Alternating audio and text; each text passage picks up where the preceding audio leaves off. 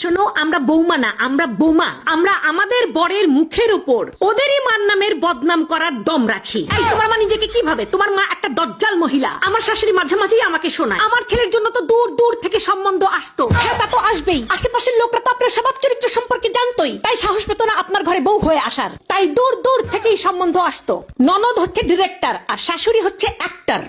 ননদ ফোনে ফোনে ডিরেকশন দেয়, শাশুড়ি লক করে। শাশুড়ি যদি হয় পেট্রোল, ননদ হয় দেয়াশালাই।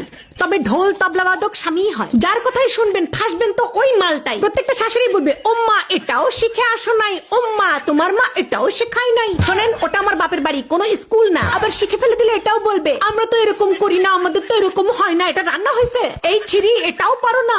আরে এত সমস্যা যখন নিজে গিয়ে করেন, বৌমা বাড়িতে আসার পর দেখবেন ওরা আর কোনো কাজ করতে পারে না। তাহলে আগে এই কাজগুলো কে করতো?